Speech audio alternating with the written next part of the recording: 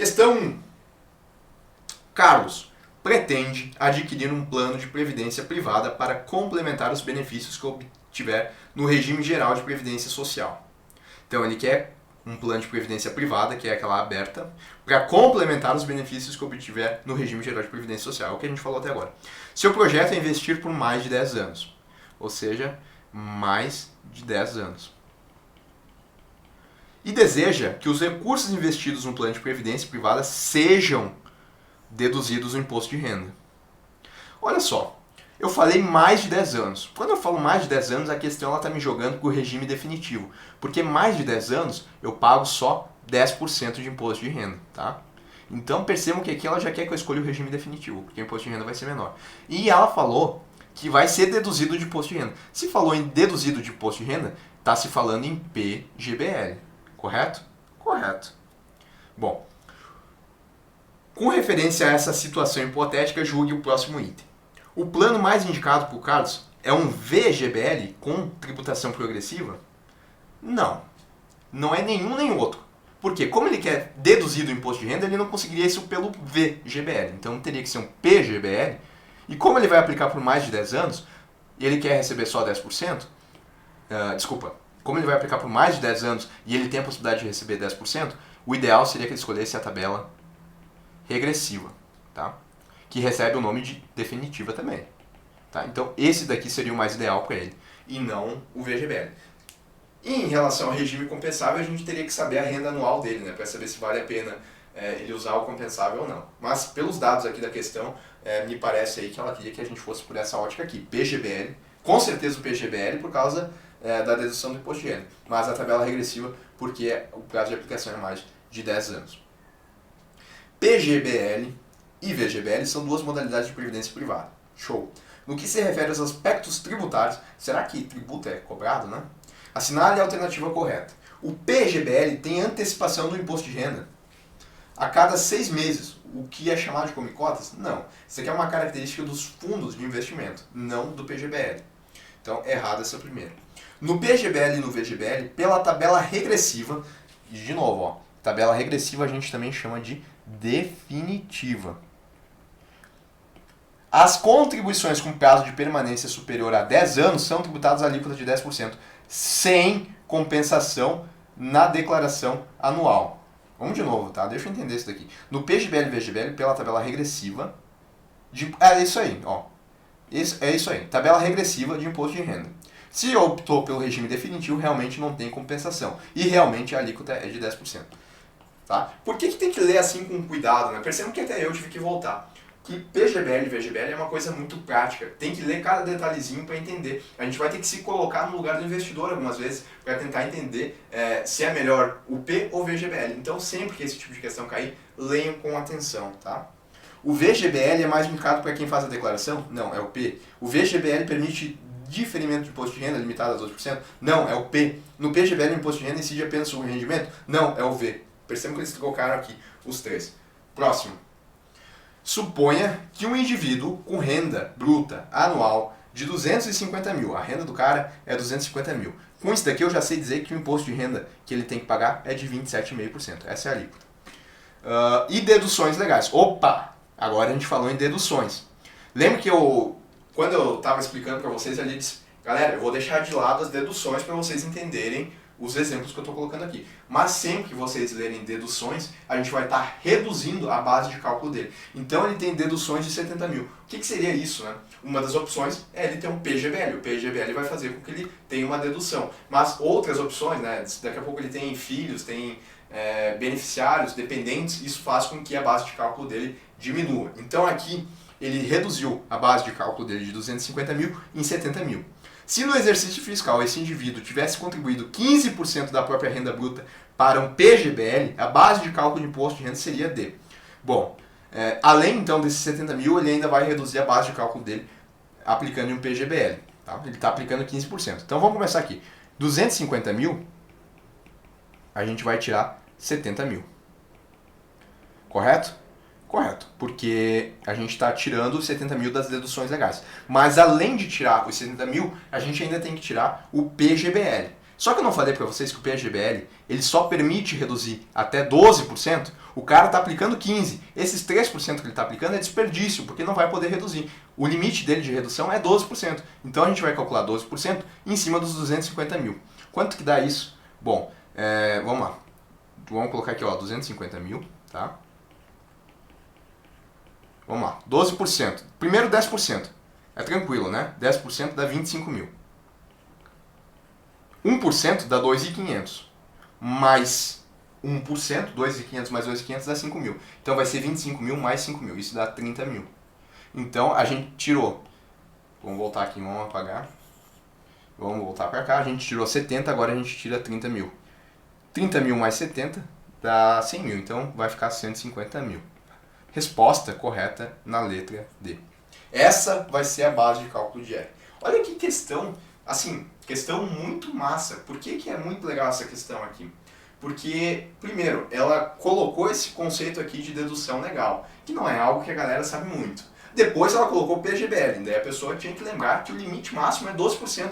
Ainda que o cara coloque 15% da renda dele, ele só vai poder reduzir 12%. Se ele tivesse colocado 10%, aí beleza, aí seria 10% só, não seria 12%. Mas para mais não pode ir, só pode ir para menos. Então o limite é 12%. Então teria que saber esses dois detalhes aí para resolver essa questão.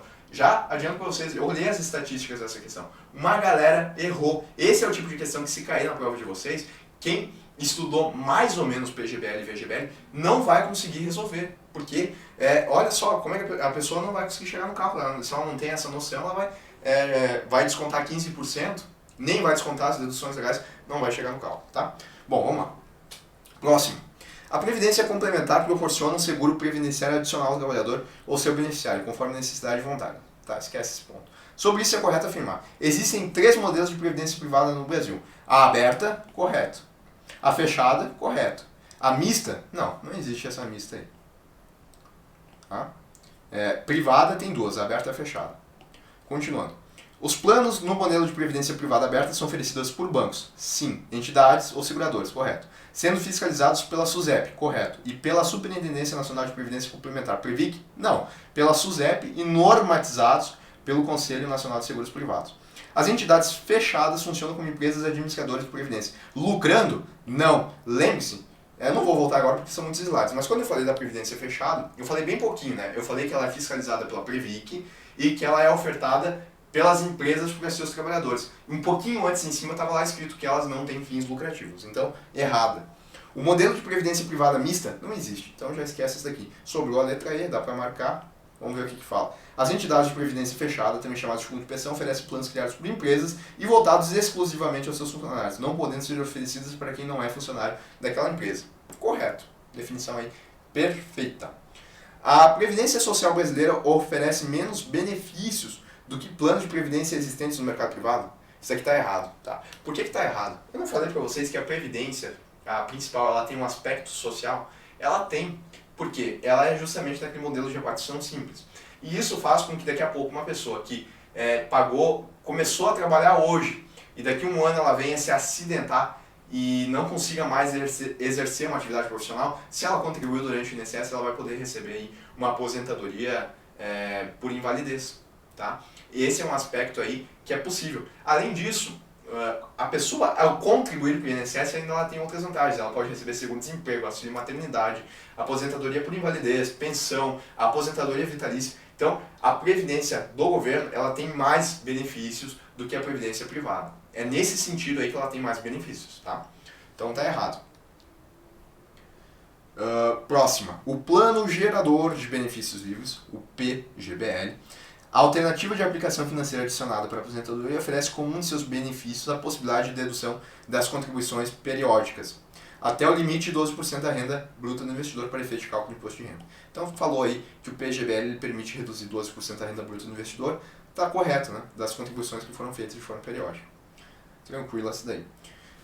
Uma cliente bancária, olha só, vocês ganham rio aí, Banco do Brasil. Uma cliente bancária está decidida a contratar um plano de previdência privada para si. No entanto, ela está em dúvida se seu perfil está mais adequado ao P ou ao V. Sabendo que a cliente é solteira e que sempre estará isenta de imposto de renda, a escolha adequada seria o PGBL, pois ela não conta com a vantagem fiscal do VGBL. Não, quem traz vantagem fiscal é o P, não o V. Então, está errado. Tá? VGBL, pois ela não conta com a vantagem fiscal do PGBL. Sim, como ela nunca vai contribuir para o imposto de renda, então ela não tem necessidade de reduzir a base de cálculo dela para o imposto de renda.